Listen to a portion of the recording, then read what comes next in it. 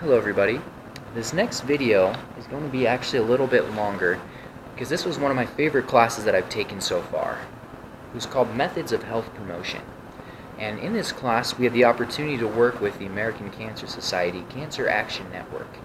And we worked with them to work with legislators to be able to promote laws that would enable cancer patients to be able to get better treatment, laws that would help to improve clean air, which would thus help to reduce cancer, which would also help to reduce the amount of tobacco that youth are exposed to and things like that.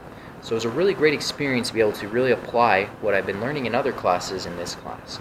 And the final project, we had to read a book called The Influencer, which was really good, that had a lot of good principles in it on how we can influence people. So I would just like to read you the essay that I wrote, and hopefully you can get something out of it. Alright, so it goes like this. The Influencer has to be by far one of the best books I have ever read. This book is amazing as a resource for helping a public health professional know how to influence behavior and change the lives of those they work with. There are many good principles in The Influencer, but 5 principles in particular really stood out to me. By applying these 5 principles in my public health career, I know that I will be able to have a great deal of success. The American Cancer Society Cancer Action Network, or ACS-CAN, also has plenty of opportunities to benefit from applying these 5 principles. The first principle comes from Chapter 1. Success relies on the capacity to systematically create rapid, profound, and sustainable changes in a handful of key behaviors. Directly quoted from The Influencer. To illustrate this concept, the example of a software development firm is given, where lots of software engineers write a lot of codes every week. Due to this vigorous process, many employees turn projects in late or full of bugs. Rick Sheridan, the CEO of the software development firm Menlo Innovations, identifies a method to change their behavior and have a successful software development firm. He identifies 2 vital behaviors that, if executed by employees, will bring about success. These 2 vital behaviors are to have them admit when they have a problem and immediately speak up when they can't meet a deadline. By focusing on these 2 vital behaviors, production increased and the company became more successful. Strategies like this one, focusing on a couple of vital behaviors, can help to simplify the process of changing behavior. The second principle comes from Chapter 2. To have a more significant influence, you must engage all 6 sources of influence: personal motivation, personal ability, social motivation, social ability, structural motivation, and structural ability. Directly quoted from The Influencer. The example used to illustrate this concept is from David Levin and Mike Feinberg.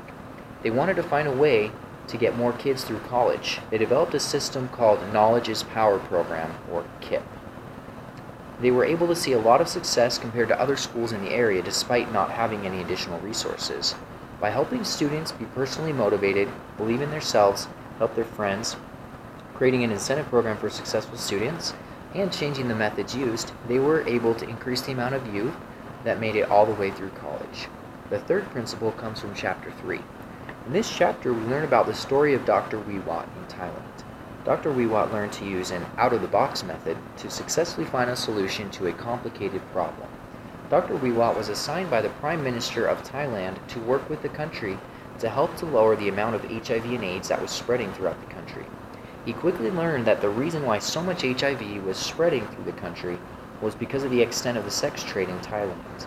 He quickly figured out that it would be impossible to have the federal government abolish the sex trade completely because of how large it was. After thinking about it for a while, he learned 2 key aspects to change. There is a crucial moment in which you must act differently to avoid disease, and the vital behavior needs to be followed. So he tried to teach each sex worker to demand the use of a condom before engaging in sexual activity. By getting a 100% compliance from all of the sex workers in Thailand, which were a lot less in number than all of the people who sought their services, he was able to help stop the spread of HIV dramatically. He was able to attack a problem indirectly, or use an out-of-the-box method, to successfully find a solution to the problem. The fourth principle comes from Chapter 6. It teaches that in order to exhibit change, you need to provide encouragement, specifically through the engagement of formal and opinion leaders. This is illustrated through the story of Dr. Rogers. Dr. Rogers received a PhD in rural sociology and was obviously very educated. He was given the task to encourage local Iowa farmers to use a new and improved hybrid seed of corn. He tried to go directly to a local farmer and convince him to use the corn. The farmer didn't agree because Dr. Rogers wasn't able to connect with the farmer. They were so different in socioeconomic level and education. He later found that by convincing another local farmer to use the hybrid corn, that other farmers listened to the local farmer. The farmer who adopted the hybrid corn had more influence on local farmers than Dr. Rogers did because he was an opinion leader, and the farmers valued what he had to say. This is a key principle to understand. We can target the right opinion leaders. The influence that we have to enact change is multiplied exponentially. Dr. Rogers wasn't able to get all the farmers to use the new corn by himself. He needed to convince the right opinion leader, and then the opinion leader convinced everyone else. The fifth principle comes from Chapter 9. Rather than constantly finding ways to motivate people to continue with their boring, painful, dangerous, or otherwise loathsome activities, influencers find a way to change things in order to make the right behaviors easier to enact. Direct quote from the influencer. It illustrates this example with the eradication of guinea worm disease in India. Influencers took steps to make it far easier to drink good water rather than bad water. They simply provided filters for people to use. By using these filters, they were able to filter out the guinea worm and have safe, drinkable water. By making the right behavior easier, the drinking of clean water, the problem was solved. If they had only focused on treating those already suffering from guinea worm, then the guinea worm would have continued to spread. By focusing on making it easy to prevent guinea worm in the first place, they were successful in eradicating guinea worm from India. ACS-CAN was able to successfully implement the first principle and engage the right behaviors in businesses to ultimately have an impact on how youth use hookah by supporting the sunsetting of the exemption from the Indoor Clean Air Act for businesses. They knew that by forcing hookah bars to close, it would restrict youth and their access to these things. They were able to focus on one key behavior and bring about change. This was much easier than trying to educate each youth individually about not using hookah. For ACS-CAN to bring about change among teenagers, they need to use all 6 sources of influence. For ACS-CAN to increase personal motivation of teenagers, they need to directly target them to motivate them to not want to use e-cigarettes. They also need to increase personal ability by asking the question, can teenagers avoid e-cigarettes? Based on this answer, they can work with them to increase their personal ability.